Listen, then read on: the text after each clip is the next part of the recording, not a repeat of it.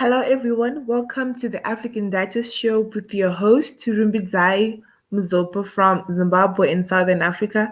If you're tuning in today, we are always here live from 10 to 11:30 p.m. Mondays to Fridays. And the topic for today is on suicide. If you missed any of our shows last week, please feel free to look into them on our YouTube channel, Keith Newsome. Keith Newsome. The Newsome is Newsome. And then on Facebook, you can look up our page on the Black Hot Fire Radio Network. Thank you all for tuning in. Feel free to participate on the discussions. Feel free to put in your comments, your critiques, any questions you have in the chat room. We'll reply to you on the comment section. Welcome to the African Data Show with your host, Rumbidzai Mzopa. So last week, if you missed any of our shows, I'll give you just a little recap from last week. So we discussed on the state of the arts and entertainment industry in Zimbabwe and what it takes to make it as a female artist. And we brought in a young female dancer who was part of the guest list. And then we also discussed on why the locals failed to celebrate their own B in terms of the arts and entertainment sector as well. And also we closed down the week with an issue on the battle of the mind. So feel free to look up our shows from last week and the previous weeks from the YouTube channels and from Black Hot Fire Radio Network on Facebook. So if you were with us 2 weeks ago, we spoke on the importance of sex education with our kids, with our youngsters, with our peers, with our sisters and brothers. Today, we'll be talking on the issue of suicide because suicide is something that has been increasing over the years, be it in the country, in the continent, globally. It's something that has really taken so many lives from our society. If you're tuning in, we'll just start with the definition of suicide, which is an act of intentionally causing one's death or taking one's own life. So, like the topic of sex education, right? Suicide is not an easy topic to discuss on, but as members of the society, this is something that we should be able to talk openly about, as it is beneficial and also it is something people need to know about. It is something people need to know about. So there's need for an open discussion on suicide because you never know. You can help save a life today or even a loved one from your family, amongst your friends, at school, in college, at church, or anywhere. So we need to properly convey the message of suicide, especially to the teenagers. And also, before we may convey this information to them, we should all understand the weight of the matter and the risk, because the risk is more imminent when you consider other contributing issues to teens that they may be facing. Because during adolescence, teenagers, they face and exposed to a lot of things. Some of them might be bullying, it might be drug abuse, there might be sexuality, it might be trauma. Trauma affects both adults and teenagers. Also, suicide can be also derived from, it can be a family history, sometimes heard. For some reason, I don't know if it's hereditary or what, but we've had stories whereby the grandmother committed suicide, now the granddaughter or maybe a niece in the family is gone down the same way. So also physical illness. When I talk of physical illness, I mean the people who've been diagnosed with terminal illnesses and they've dealt with a lot of chronic illnesses that has either progressively become worse over the years or they are faced with chronic pain, and at times they, you know what, they choose to take their own life because either they can't stand the pain or they've just given up. And also another way or means people could commit suicide. They might be victim of abuse. Women and men are being abused on a daily basis. It can be gender-based violence, it can be domestic violence, it can be also through rape, through a multiple forms of abuse and violence that can really drive someone to cause suicide. And also, just for the takes, those there are those who are contemplating suicide, and usually it's because they feel that there is no way out of their situation. These people, well, they might be bombarded with feelings of hopelessness, fear, isolation, hatred towards themselves, and so much more. And we're talking about people who, to them, their pain will be immeasurable to a point where they see no other means than to end their lives. So this was more or less of the introductory on the issue of to do with suicide. Cindy, so can you hear me? Cindy, so hello. Hi, Rumbizai, how are you? I'm all right, thanks. How was your day? How was your weekend? It was awesome. How's yours? It was all right, thank you. Okay, so today we're joined with Cindiso Matsukoteri. Cindiso is a nutritionist. I know you're probably wondering why I would bring in a nutritionist. Okay, let me tell you a brief of a bit about Cindiso.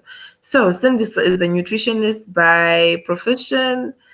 She's a certified qualified nutritionist. But Cindiso, on the other hand, she is a founder of Yapwi Foundation. Yapwe, the spelling being YAPWE Foundation. So this foundation, it deals with health and lifestyle. When you were talking about health, we're talking about in your lifestyle. It also includes your mental state. It includes your wellness as an individual. It touches on a lot of things, being your state of mind, your state of being.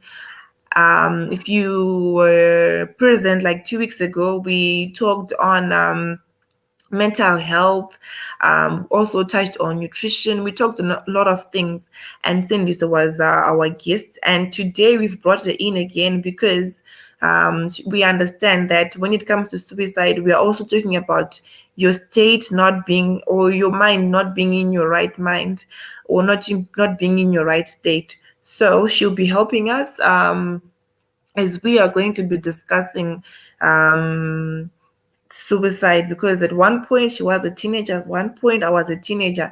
But suicide is not a respecter of person, it's not a respecter of age.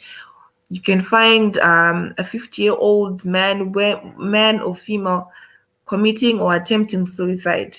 So Cindy, do you have anything to say or to contribute from what I was saying, or something that you can relate to, or maybe want to greet the people? I don't know. Maybe you can just say out something in relation to what I said on the introductory in terms of the suicide. Over to you, Cindy. So. Okay. Thank you, Rumbi. Wow, there's a lot that you mentioned, and I like the fact that you talked about the causes, the reasons, the definition in itself. Suicide is something that is, you know, it cuts across nations, race, you know. it's everywhere. You find it even in the Bible. You find that there are people who committed suicide. So, um, as you mentioned in the definition, that suicide is an act of ending one's life, and the fact that someone reaches a point where they feel like, you know what, I can't do this anymore. Let me just end my misery. That in itself is it's a scary thought actually, but it happens. I'm sure a lot of us have or know someone who committed suicide or attempted suicide, and it's unfortunate for those who already committed suicide that we don't know what was going on in their minds, or what it is that pushed them to the limit, and then for those who survived, it's it's important also to hear them out, and not criticize them, or to shun them, or make them feel like, you did something crazy, or you did something, stupid. It's um it's important to handle these cases with so much care, because some of them are so sensitive that someone will feel like, oh my gosh, I maybe I should have just done it again, or I should do it again, or I should, they will feel even worse that they they didn't die. But then, as counselors, as as as people, as friends, we need to be there for those people so that they don't feel, they don't I'm going to use the word relapse. They don't feel like, Mm, oh my yeah. gosh, I have to I have to try it again. Maybe this time it'll work. We have to help them out from whatever it is that's pushing them to want to end their lives, because so many times, so often, it's something that got a solution. I believe there's a solution for everything, and death is definitely not the answer. It's definitely not the last, resort. So, yeah, I think there's so much that we can talk about tonight. So I'm quite excited. Okay, okay, thank you for that, Cindy. So, all right, Cindy. So I was going through some of the states in the country, and I realized that from, let's say, what, when 2020, okay, the recent states that were released were in 2019, and from the period January to March in 2019, there was a number of 129 cases that were reported to the police of suicide cases. From the previous year, being 2018, there were 91. So I'm sure you can see that there was a very significant increase in the total number of suicide cases in Zimbabwe. And of these statistics, we are talking of individuals below 25 years of age.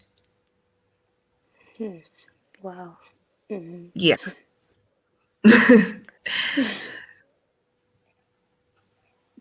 Yeah, it's scary because I mean that's round about our age group, and you imagine someone who's our age, with so much potential, all the potential that the young person has, and they feel like, there's no hope. I can't live to see another day, and intentionally make the decision to say, you know what, this is where it ends. Mm. I think it was last year or the year before that, when the young boy, who jumped off a building. Imagine such a painful death, but it's something that could have been addressed before he had made that decision. I believe someone would have heard him say something, or is- there always, I believe there are signs. People have signs of, you know, if whether they're depressed, whether they're anxious, you'll notice a change, especially if you're living with this person. You'll notice the changes in their behavior, in the way they're handling situations. They're always telltale signs of what's going on in someone's life. And I think as parents or as guardians, siblings, it's quite crucial that we take care of one another, even as neighbors, because we don't know what the next person is going through. We don't know what it is that's happening in their lives, but there's always signs of distress that I think we can pick up on. And for example, if we're in a family setting, right, and you observe your children or your siblings, and then you notice that maybe they're not eating anymore, they're skipping meals, maybe they're not sleeping at all. They're saying things like, I don't know if I can do this anymore. I don't know if if I'm worth it. I don't know if I deserve to be alive. There's so many statements that someone can say, and you can pick up on them that maybe this person is not going through something, and maybe we should, reach out to them gently, not, not forcefully, like, tell me what's going on. Like, sometimes someone will not know where to even start. And it's it's something that, unfortunately, technology whew, has also technology has played a role in people missing out on these signs sometimes, because you find that in a family, people get home and it's like everyone is on their phone, on their laptop, or everyone's so distracted that people don't notice. Maybe your son has a whole world that they have in their phone, and maybe it's where the abuse is coming from. Maybe they're being bullied online, but then because you won't see it, because it's on, unless you actually get access to whatever it is that they're going through. You won't know. So I think it's important that people have time to talk, like, face to face, as a family, even as siblings. Talk to your sibling without the phone, without the technology, for even a few hours, and find out what's going on. Because I think a lot of people who know someone who committed suicide sh- would have noticed these statements, or these character changes, or personality shifts, and they would have, I think a lot of people would have been able to help that person, to say, no, you know what, that's not how you solve this issue. That's not how you, it's going to go away. Because, yeah, I think there's an answer for everything. Okay, thank you for that, Sini. There's an answer to and for everything. All right. Um, we have many single sex schools like the girls' highs, the boys' schools, and for some reason, Cindy, did you attend mixed schools or single sex schools? I attended mixed schools. Okay, so me and you both on this, we don't really know what was happening in those single sex schools, but one in every 10 schools we are of single sex schools, mostly, not I'm not excluding the mixed schools as well, but mostly one in every 10 we you've had cases of either attempted suicides or suicides in general. Is it that the rate of bullying is very high there, or what? Why do we find what's really going on, to the extent that when someone is being bullied, right, they can't even communicate with their teachers, they can't tell the respective authorities or even their parents. But then, like you were saying, that with the issue of technology, right? When your children or when your child or your little sister comes back from school, the chances of you asking them how school was, how the term ended, what was going on, they're very slim because you're concentrating on your WhatsApp, you're concentrating on your Instagram, Mm-hmm. you're concentrating on your business. We don't have that time anymore to because at times you can tell when someone is lying because you've grown to know them so much. But now because we don't know, you just don't know. Like your child can just lie to you and you won't even notice because we no longer have that personal relationship with with our sisters, with our brothers, with our families, with our friends, right? So I really want to understand, or maybe you have an idea, what really goes on. Like the rate of bullying, it's really growing to such an extent. I was shocked when I heard that a girl attempted in one of the schools in Harare, attempted suicide over this issue of bullying. It's amazing that women actually bully other women. I know it's maybe it's normal or common to hate from the male side or from single sex schools like the male side, but for women, why? What's going on? Wow, the why is really why we're here, right? Like, why Yeah, is it yeah. that people are doing this to other people? You find that in school settings, I think the support system, there's so much room for it to be improved, in the sense that um, I think we need more peer educators, and also we need more counselors in schools, not just not just one teacher who is sometimes available, you know, but many who can just stand in as as counselors, and you know, someone to just listen to. For example, in the schools that I went to, right, it's it's fortunate that we had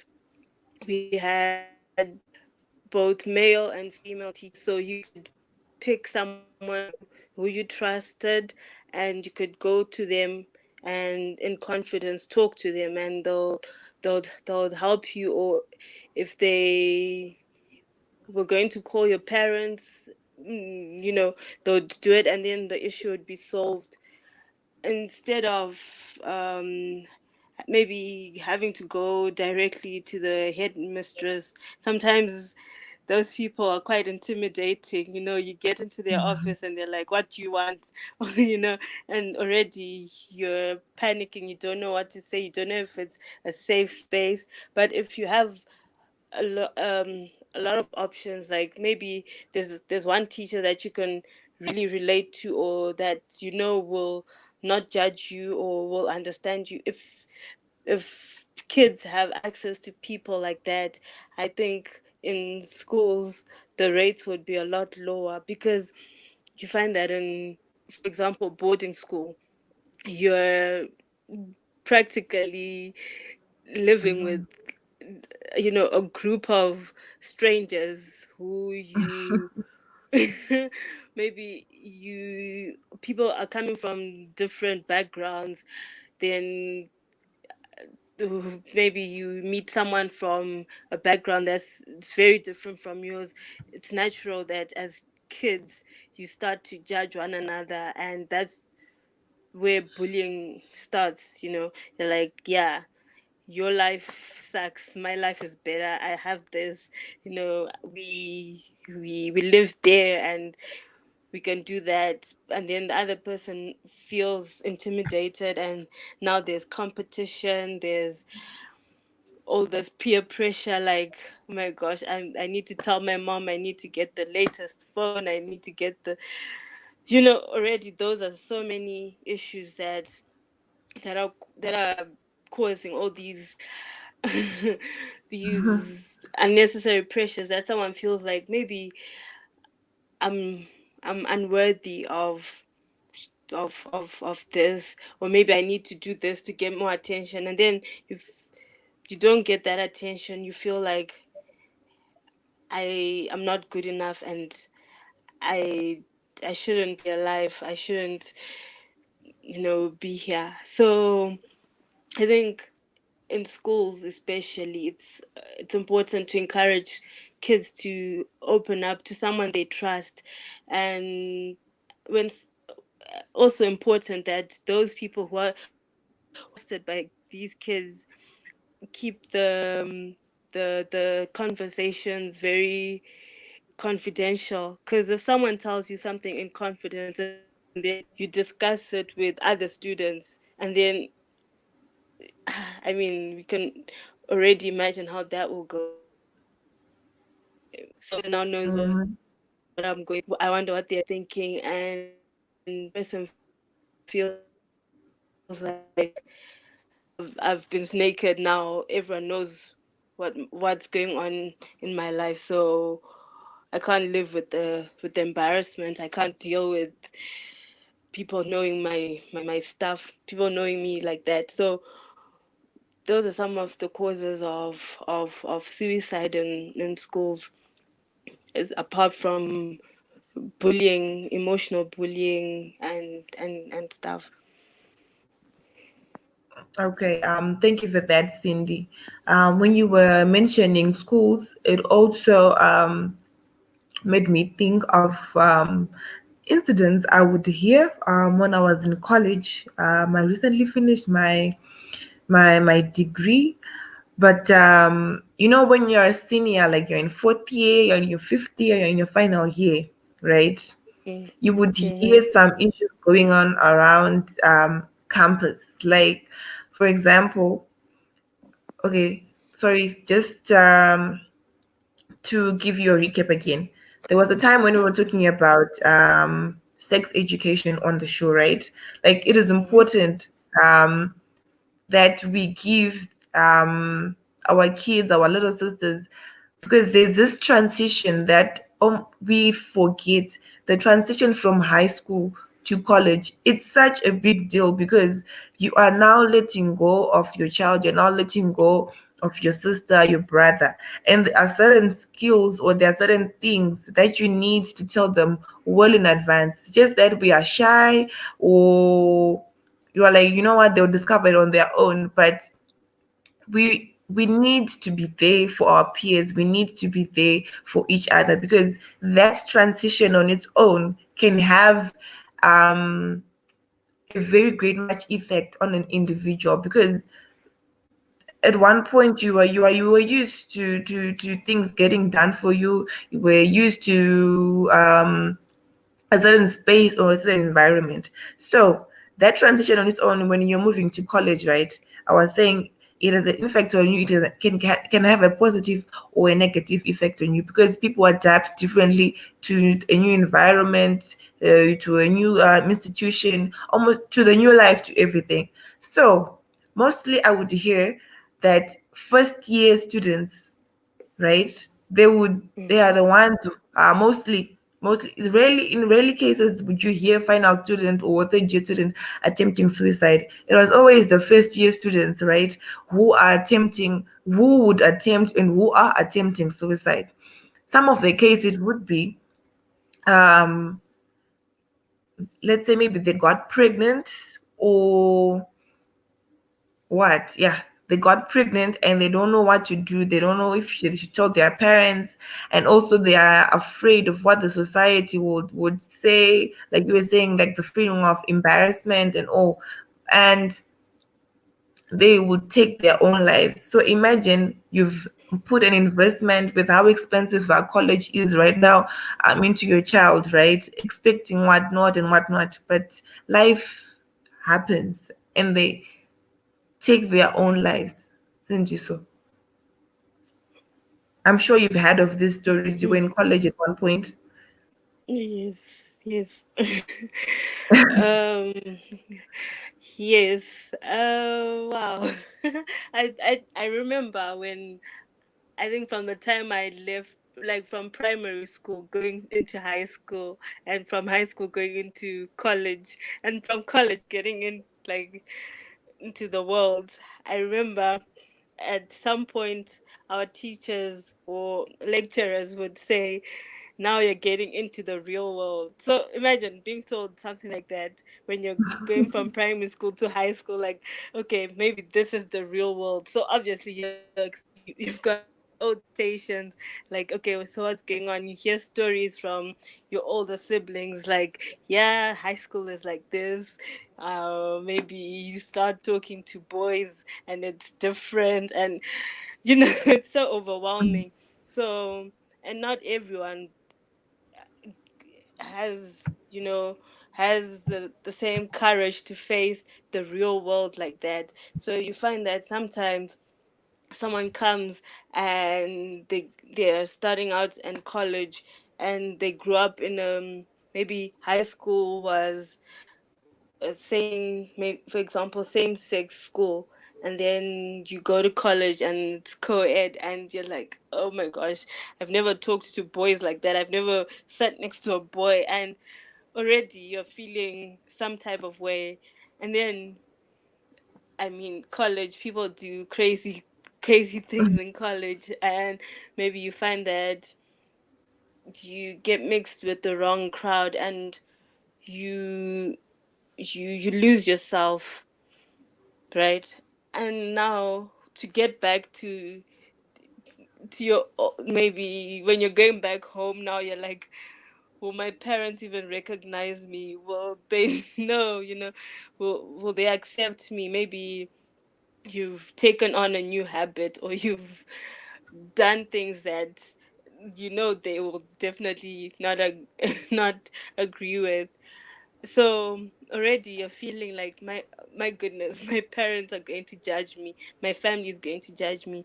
And sometimes maybe someone decides, i i I want to you know to change my look, change everything about me, because I've learned this in college, I've learned this in high school, so this is the new me. And then you get back home and people don't accept that, and you feel like, you know maybe they've rejected me, and I cannot be their child anymore. So someone might not be able to handle that, and they decide, I've decided, maybe they'll in their head they'll be like, I think I've disappointed my family, I've disappointed my parents, or so I should, you know, do this so that I don't keep them in their misery. But sometimes it's just a matter of communicating with them, like, I've grown, I've decided to do this, I've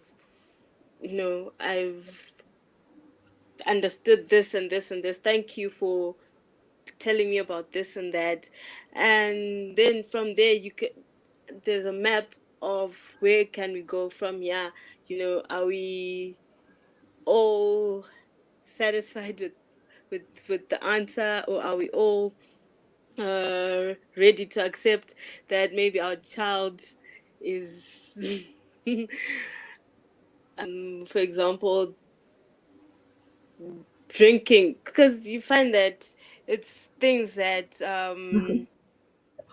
the child grew up um being told, don't do this, don't do this, don't do this, and then they get to college and everyone else is doing it. Like, so for them it's like, so why were my parents telling me not to do this? So as a parent, now it's important to tell your child, I was telling you to not do this because of this, right? Yeah. Does that make sense? It makes Yeah, sense, it right? does. Yes. So sometimes I think it's a matter of just communicating, like as adults. So it's important to communicate with your children before before, during college, high school, or whatever. It's important to keep that communication open so that they don't, if something happens, they don't feel like, oh my gosh, I can't tell my mom this, she'll beat the life out of me. I can't tell my dad this, he'll disown me. Especially our black parents, they'll beat you. So easy. Yeah. All Yes. right. Okay, Cindy. So, I also once mentioned on some of the reasons why someone would want to commit suicide, and one of them was it can be trauma or loss. When you're talking about trauma or loss, this is a sadness or a feeling that comes as a result of a certain event. It can be that you were in an accident and you lost your loved ones. You're the only one who survived. That could really have um, a traumatic factor on you, or it could be that you lost a parent, or you lost a friend, or you lost a partner. And this type of trauma, it can drive someone to commit suicide. I'll give an example on this. I don't like to be personal, but then we'll make it personal today. Two years ago, when I lost my dad, right? Um, the trauma on itself, I didn't. He was in and out of the hospital. So at one time, I just thought, you know what, it's gonna get well. It's gonna get well, like the last time. But then this time, he didn't make it. For me, I was in college. It was a month just before my exams. My life was moving. I don't want to lie. Everything was spot on. And then comes the call that your dad is no longer there. It was terrible. It was the worst feeling ever. But fortunately, um, my friends, they were quite supportive. That time I was playing basketball, and the people from that field on its own, they were quite supportive. My family was quite supportive, because if you do not have a strong support structure when things like that come, like the loss of a parent, the loss of a sibling, the loss of a partner, the loss of a friend, you'd start asking yourself, why him, not me? Why? The moment those thoughts excel you or take over you, you start thinking of ways that you could reduce the pain. I think you've heard of people who harm themselves, who cut themselves, who hurt themselves. It's because they want to feel something, like they want to feel the physical pain, something that's more painful than what they are feeling inside. It's like they are hiding. So Mm-hmm. it was quite an experience for me. I'd never lost someone who's close to me, and I feel like if I if I hadn't got the counseling I was getting and the love that the people around me were showing me, I could have hit the rocks. But well, I'm thankful, and today I'm here and I'm alive telling you this. If you ever felt this or once went through this feeling that I'm talking about, you would understand what really I'm saying or referring to. So, Cindy, so do you agree that the loss of someone who's close to you, or losing someone, or being involved in an accident that takes a lot of people away or takes everyone away only for you to survive? You know, that trauma on its own. Are you in agreement with me that it could really drive you to suicide? Wow. First of all, I'm so sorry again about your dad, and you're really a strong person to be able to share something so personal, and it's so comforting to hear that you can actually talk about it now and you know encourage someone, because people deal differently with loss, with with you know the fact that you're losing someone so close to you, someone you literally grew up with, like you saw them from the day you were born until the day that you're told this person is gone. It's something that you can never get used to. Like, you can never get used to the loss of a loved one. And as you said, you had a strong support system, which is so, so, so important. Because imagine if the friends were not there, if you're just all alone, and you're thinking, oh my gosh, now I can't even call my dad. Now I can't go and see him. He's gone forever. Just those thoughts they they can mess up with your head. And someone who does not have that same support system might feel like, what, I'm so, so lonely, I'm all alone now, and i I can't survive, I can't deal with this. So maybe it's best if I follow this person. Maybe it's best if I just also end my misery. Or if you're in an accident, there's a story that I I watched on a certain TV show about a girl who survived a plane crash. Imagine being the only survivor in a plane Wow. crash and living to tell that story. I mean, you always feel like, oh my gosh, why me? Like, it's overwhelming. But I believe that people who live to tell the story are the heroes that that we need to tell the next person that, what, there's a reason why you're still alive. There's a reason why you made it. There's a reason why you're the only one who survived that accident. It's to encourage someone else, to bring hope, and to it's I I can't not talk about an example in the Bible about Job, who lost everything, who lost his children, his wealth, everything. Literally, even his health. He lost his health. But then after all that, he could have just, been like, what, I should just end my misery and I should just commit suicide. But no, he held on, and then in the end, there was restoration. There was joy. There was, that hope alone should encourage everyone that, no matter what you go through, no matter what it is that is going on in your life, it's not the end. It's not, it's definitely not the end. And there's so much hope. There's so much to live for. And a word that I live by is kindness. I think we should be kind to one another. We should be kind to everyone because we don't know what it is that's going on in that in the next person's life.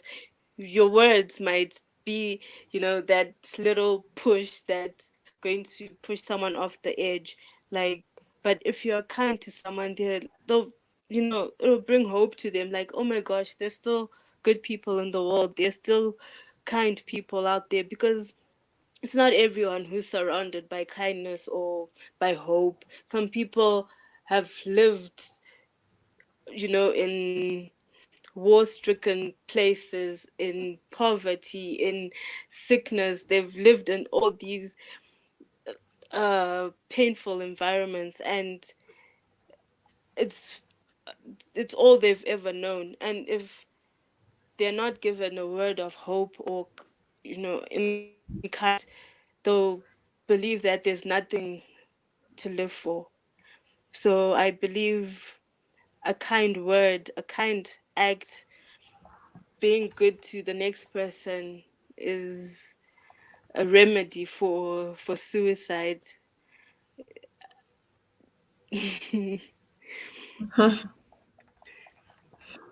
Okay, all right. Thank you for that, Cindy. So Cindy was speaking on that we should be kind to one another. You never know what one is going through.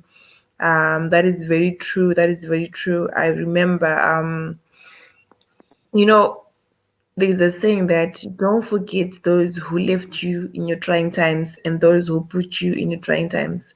When I was going through the loss of my father, there were people who were really kind to me back then.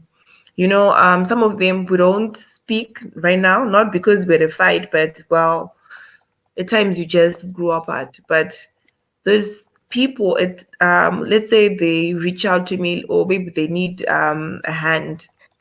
The fact that they were with me in my darkest times or in my darkest hours, it's not that I owe them, but I feel you should just return the favor. So it's really good because also when you are there for others, when they're going through tough times, one day also you might experience the loss of a father. And because I've gone through that, right, I can be in the position to say, I know what you're going through. Because it's like the person you're talking about who survived the plane crash. If I go to them and tell them that it's going to be fine, they will not listen to me. I tell you, Cindy. So because I've never been a survivor of a plane crash. So no matter Mm. how much I want to console them, no matter how much I want to be with them, the best thing I can be what is I can just be a listener, or like you were saying, just being kind and showing love, because it's difficult to tell someone that you've been through something that you haven't been through. And it's important that you, like we're saying, to be there for each other and looking out for one another. Okay, let me just go through the comment section. So we had Sean Scott. Hey Duchess, how are you? Salute to the melanin family out there. That is beautiful here. Thank you from G-Man. Okay, then there's Sawubona. Sawubona, I think it means hi, right? Hello. From KW Don. And then thank you, kids, thank you, Chiman, for the lovely comments. And then from Gamchai Mtero, this is an amazing topic. Okay, thank you. And then tell Cindy so to let us see her face and stop being shy. As soon as that's you, people want to see you. You should stop being shy.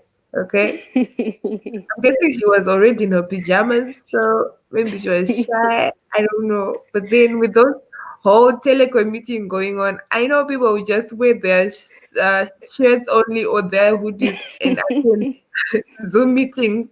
So I don't know why she's refusing to come in and show us her face. I don't know. All right. We need to stay using this. Oh, all right. Yeah. People really want to stay. We need to stay. Because some of the viewers that are coming in today, they're new. They are new to this show. People who saw you the other time, they're not here today, and these are new people. They want to stay using this. Okay. All right. From Big Cheese, they're saying suicide is bad. It ain't healthy for you. Um, Also, yeah, it's not an escape because they probably get shot right back into this world. Yeah, do you have those attempted suicide and then you don't make it? Hey, yeah, I've seen those. That when you don't make and you come back right here because you know what, the universe is not ready to let you go as yet. We want you, we love you, and we want to see you living your life. So we will not let you go easily. Okay. uh, we're excited to have you seen Lisa, but please show your face. Okay. Oh my word. Cindy, live a bright, brilliant. Cindy is very brilliant. We love your young mind. We love your young mind. Okay. That's from Keith. And then from Nish, hello Nish, fam, we good. Jiman, hello, we good. And then from Melaine, hi Cecil. That's a fan for you, Cindy. So hi Cecil. And then from Nigel, Tinashe Maposa. Life is one long testimony. We definitely need to stop. We need to share more stories of struggle and triumph. It's food for the soul. That's very true. And then from Simbarashem Planga, he's agreeing with Nigel. I mean, amen to that. Such helps to encourage and strengthen one another. Malainen, Maylainen. Wow. Please, I'm so sorry if I'm pronouncing your name the wrong way. Yes, please so show your face watching from the other side of the pond. Okay, you're very welcome, Britt. It's my pleasure. It's good you're talking about these topics, debunking the taboos around such topics.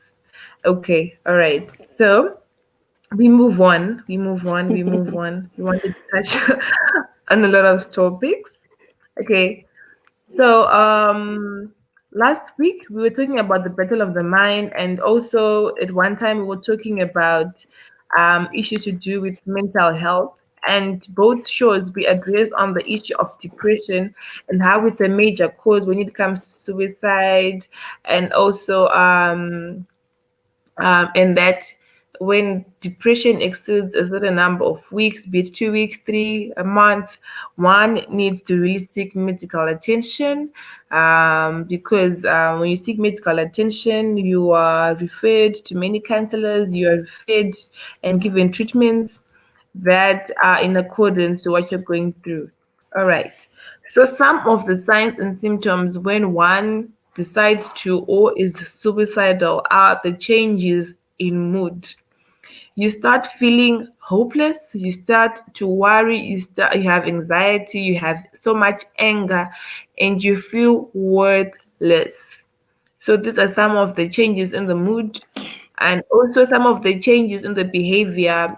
There might be withdrawal from normal activities, changes in sleeping patterns or eating habits, or change in friendship groups or partnerships. Okay, Cindy, maybe you can add on some of the signs and symptoms that you've read through or that you've seen or you were picking up from what I was saying, like some of the signs and symptoms when the early symptoms that can be seen when someone is now suicidal.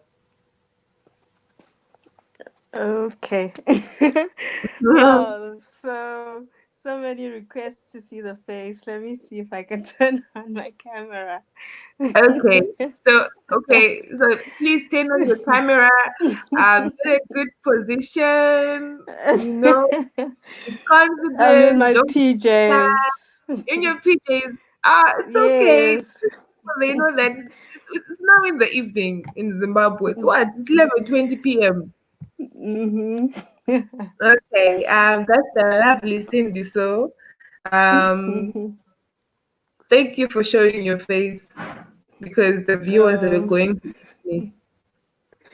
okay. All right. So you were talking about The signs and the symptoms. Yeah. signs and symptoms. Mm. Okay.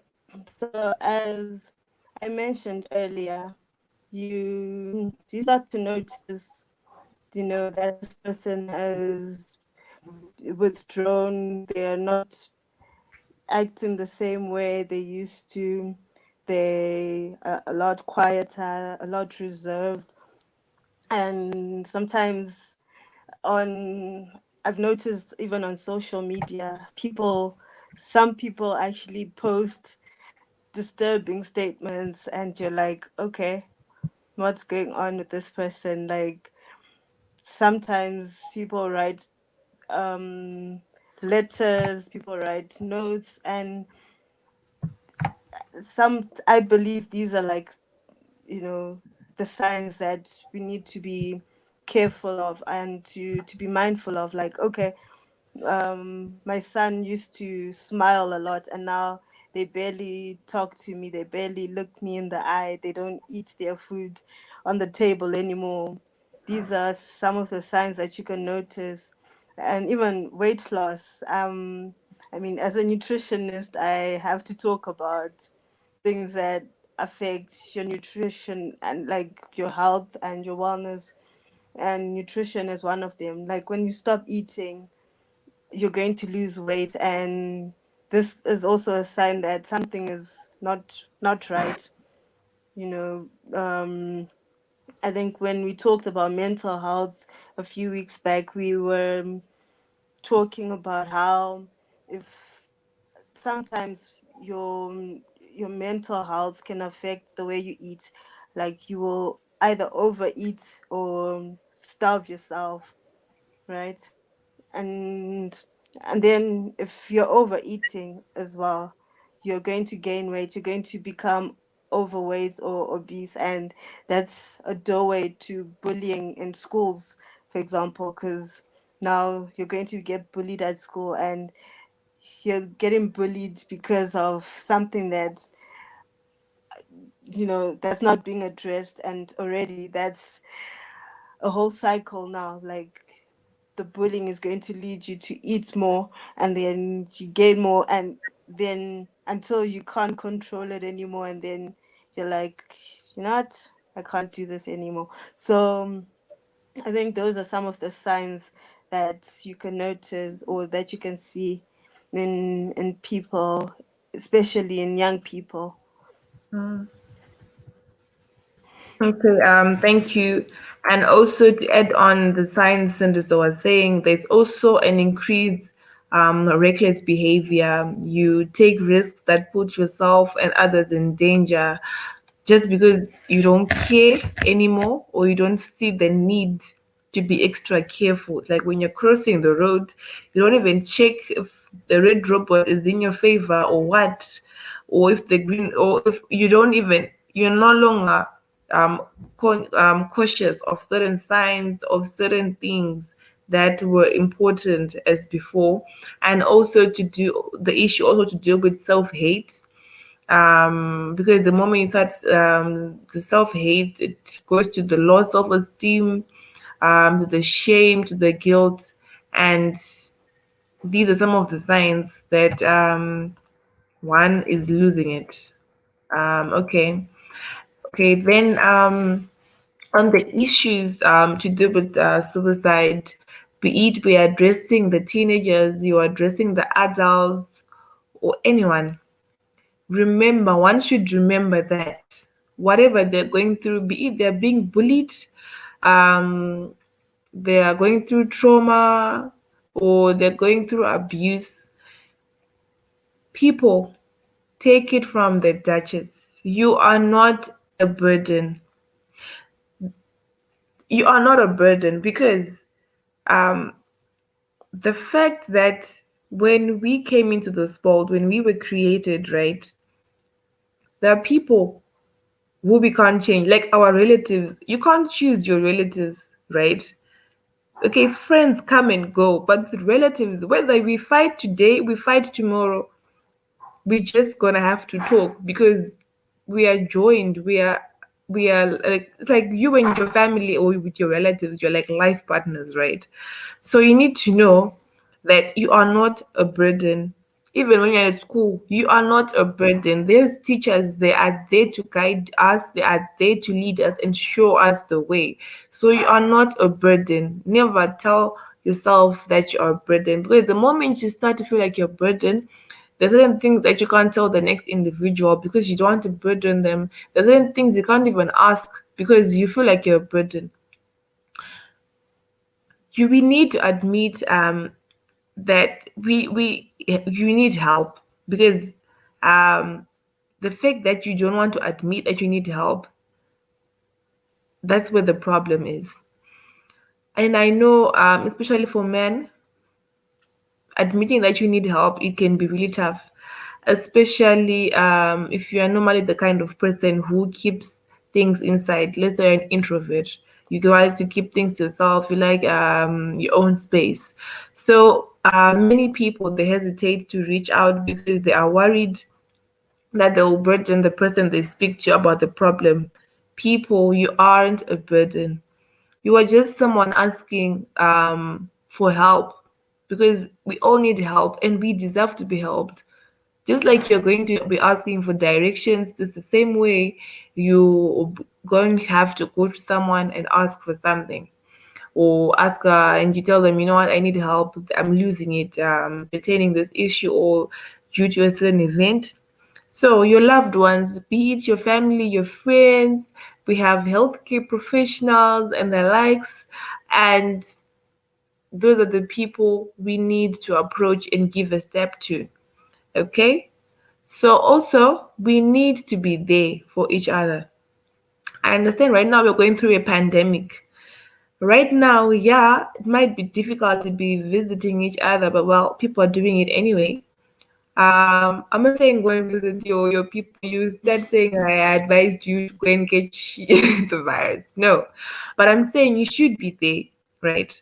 Don't just say to your loved ones or to your family members, "Hi, Cindy. Hi, G-man. Call me if you need me." Because remember, you're talking to an introvert, right? To them, they will not come to you. They will not. They feel like, you know what, I can do this on my own. So at times, take the first step, be the one to call them instead.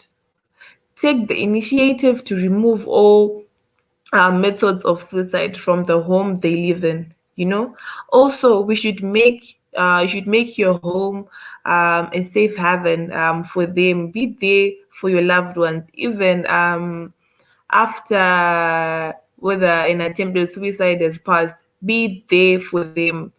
Be there for your loved ones. I repeat, be there for them, because it's important, like I was saying, to have a really strong support system. It's important to have someone who, you know what, no matter what I'm going through, there's someone I can talk to. Because people who end up committing suicide is because they would have bottled a lot of things inside their hearts, inside their brains, inside their minds, and they've reached a boiling point or a certain stage where they say, you know what, I can't do this anymore. Let me just give up.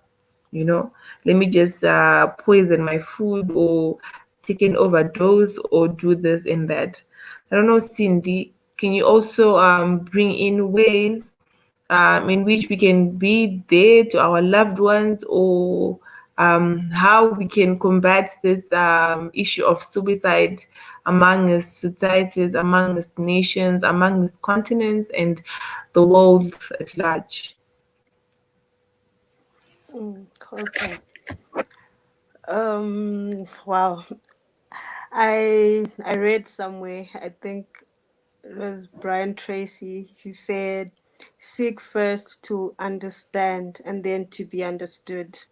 So I think if we go by this in our lives, to understand someone first and then be understood, it's a good step in that if I understand Rumbi, I understand that Rumbi is an introvert, right? Mm. And I understand that she loves her space, she enjoys her space, but then I also understand that there's at any one point I'm always going to be the one to look for Rumbi. Um, if I understand that and respect that, then if Rumbi reaches out to me, I will not make her feel uncomfortable. I'll not be like, oh my gosh, finally you're looking for me. No, I'll not make them feel uncomfortable. But as you said, be a safe place, be someone's safe haven where they can come to you, whether they're an introvert, extrovert, whatever, they can approach you because they know that you'll understand them, right?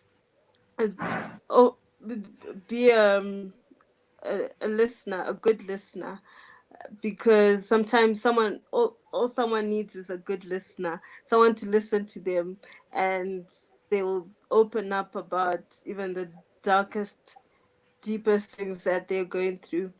And also, do not do not be judgmental Mm, or mm, mm. quick to Mhm. to to offer a solution that you haven't really thought out.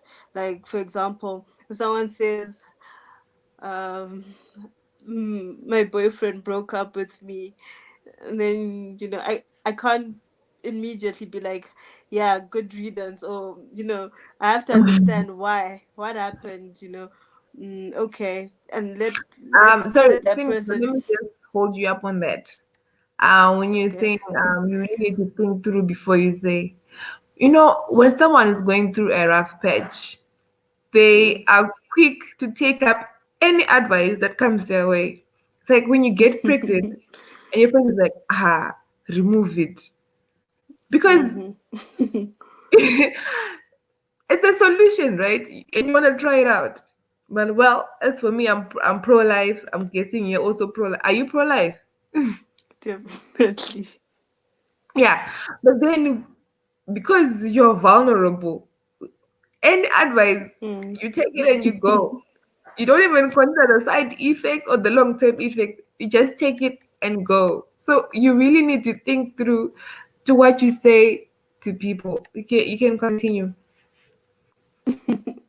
Yes, so it's so important to think first before you give someone advice.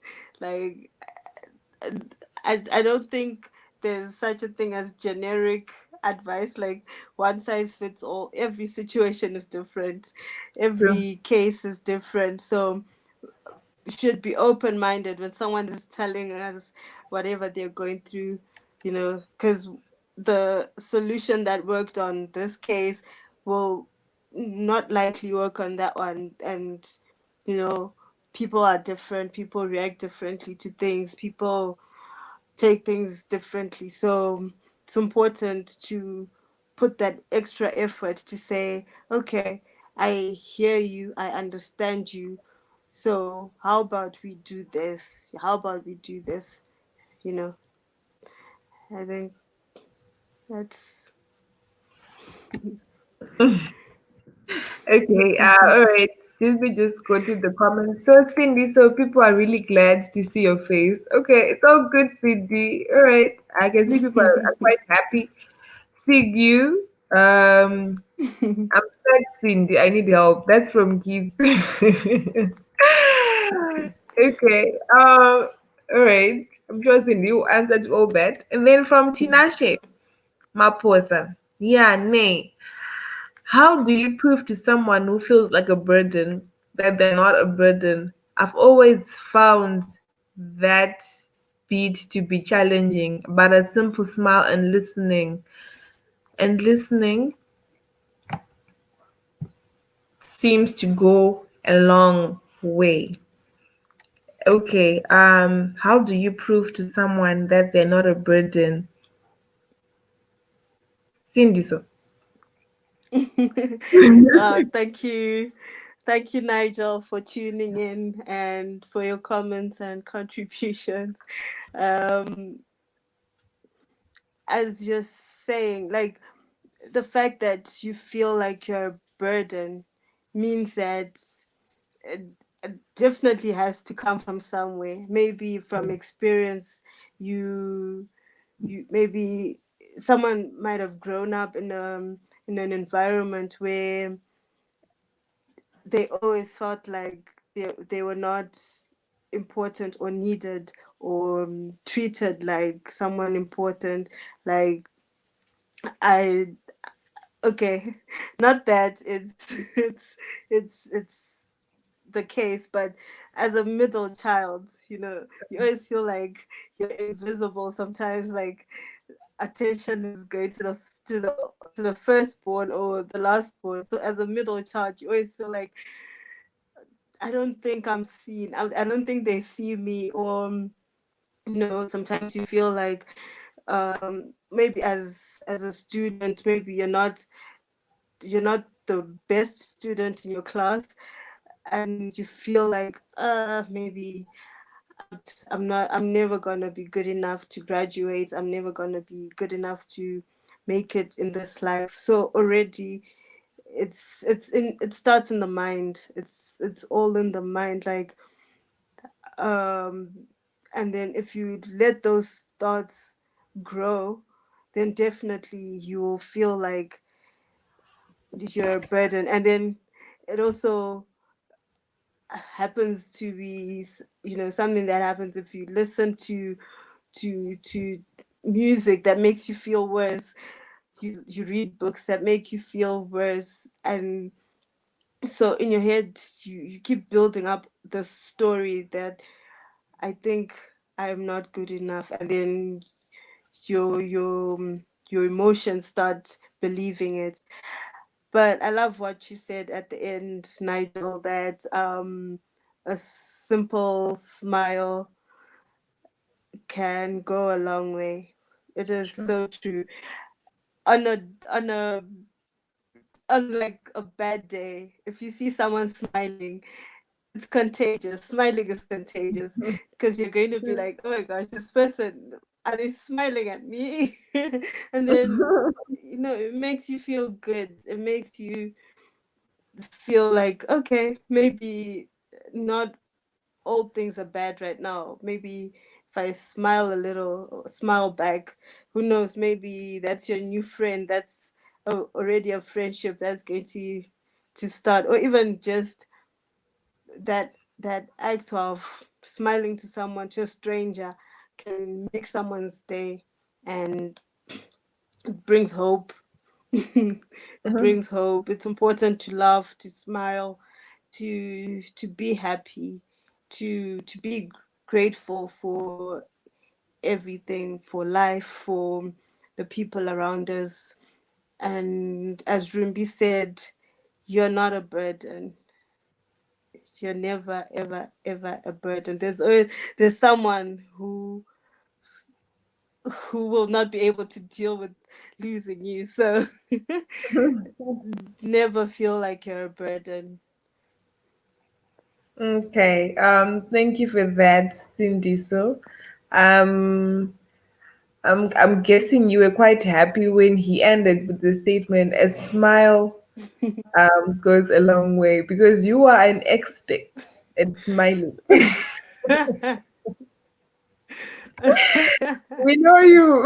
You're an expert at smiling, Cindy. So you're an expert at Wow. doing that. Let's just say I've gained experience over the years. Oh, okay. Yeah. All right. Cindy, so thank you for that. And then, okay. Also, before I close down the show, you should also get professional help. Um, at times, our family members, they can be difficult to approach. But like I was saying, you are not alone. You're not a burden. There are people who actually went to school for this. The people who are naturally good at counseling, there are people who are there at our disposal. We have toll-free centers, we have counselors, be it in the public field or in the private health sector. We have professional helpers everywhere. We have social workers at our disposal whom we can relate to. And also, when I was talking about the issue of committing suicide in college or in school just because you've gotten pregnant, please, I would advise you against it. There was a time when the moment you got pregnant, you would not be allowed in the education system. But thankfully, now the government allows you to go to school with carrying your pregnancy, be it in high school, be it in college.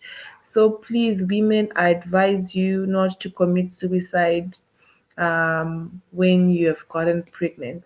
I advise you not to commit suicide. There are always people who are there and will help you through the journey of motherhood is such an amazing journey. And before you know it, your child will be fending for themselves, will be independent enough to continue with school. So I advise you not to commit suicide. I advise you not to commit suicide. And also, men and women out there, people from the chat room, Cindy, so even me, the Duchess, who's speaking, please do not sweep difficult subjects under the rug. This issue of suicide, I understand it's something very controversial. It's like the issue of suicide is the same as the issue of sex education. It is also controversial, like the issue of prostitution, which we shall talk about this week. But we should not sweep these difficult subjects under the rug. We should not assume also that someone is okay. Do not assume that someone is okay. Ask people how they are feeling. Encourage people to talk to you. Like Cindy was saying, be their safe haven, be their safe place. Let the people around you know that you care. Let them know that you care and that you are there to listen to them. Because um, when also, just to add on that, you should also be an active listener, okay? And also take time to think through before you speak or before you react, because once you've reacted, you can't take back your actions. When your child, when your sister, when your little brother approaches you, please do not overreact, okay? Because when you overreact, when things take a turn and they are really going over the board, they may not be able to come back to you in their time of need. At the same time, if you underreact, let's say it's a teenager, right? You may not, they may not think that you care. So at the end of the day, like Cinduzo was saying, know the person you are dealing with. Are they an introvert? Are they an extrovert? Cindy so is a mixture. I'm sure she's a mixture of an introvert and extrovert, but most introvert that I'm an extrovert. I'll tell you point blank what's going on. I'll tell you what this and that. I love people. That's me. That's me being the Duchess. But like Cindy was saying, know the person you're dealing with, know them, know your people. Know that if Ruby says okay on WhatsApp, it's not okay. It means something else. Okay? That's just how much you should know your people. Do not overreact, do not underreact. But because you know the person you're dealing with, and you also need to think through what you're going to say, because what you say has an impact, has an effect on the next person, on the next individual. So at the end of the day, we should respond meaningfully, thoughtfully, but also truthfully, because the moment we are not honest with each other, we are not going anywhere. You express your feelings, be it that you don't want this for your child and whatnot, but do it thoughtfully, do it meaningfully, and truthfully, being mindful of the environment, being mindful of the person you're dealing with, being mindful of everything that's involved. Okay, so both your smiles are beautiful. That's from G-Man. Cindy is an old soul or something. This much wisdom from such a young lady. And Thank then you, from thank you. 9-year-old Tinashe Maposa, I will never actively encourage anyone to stress it, but chocolate seems to help. Hey, that is what movies taught me, and movies are always right. True story. Oh, all right. All right. Okay. So, any closing remarks from Cindy? So, before we close down the show. Well, I think we should have more of these conversations, and as mm my Ella said, that we should talk openly about these issues, to so that we demystify or take away the taboo around it, so that it becomes a normal conversation. Someone doesn't feel afraid to open up or to talk about how they're feeling, and or someone doesn't bottle up their emotions. I think it's important to open up, and then on our end, as individuals, as humans, to be kind to one another. That's I think that's all I will say for now. Okay. Thank you, Cindy, so for tuning in on the African Data Show. This was the African Data Show with your host, Ruby Daim Zopa from Zimbabwe in Southern Africa. The topic for today was on suicide, and we hope you've learned and picked from the discussion, picked something from the discussion. Okay. All right, Nigel, really? Ha ha ha, come on, man. I had a goofy white manager who used to always try to get everybody to eat chocolate. She got fired. Okay. All right. Okay. Let me just close out the show. She got fired for other things, though, not the chocolate. Okay. Phew. Okay. All right, so this was African Duchess Show. We'll meet again tomorrow at 10. And hopefully, I would have gotten someone who will be bold enough to tackle the issue of prostitution with me, because that's a very controversial topic. If not tomorrow, then we'll push that topic to Wednesday. But then tomorrow we'll be here again with an exciting topic with another guest. Tune in on tomorrow's show at 10 to 11:30 Central African time. This was the African Digest Show. We hope you had a lovely time. To those who are just waking up, good morning. To those who woke up a long time ago, I hope you're enjoying your day. Enjoy the rest of your day. From us in Southern Africa, it's good night. Bye.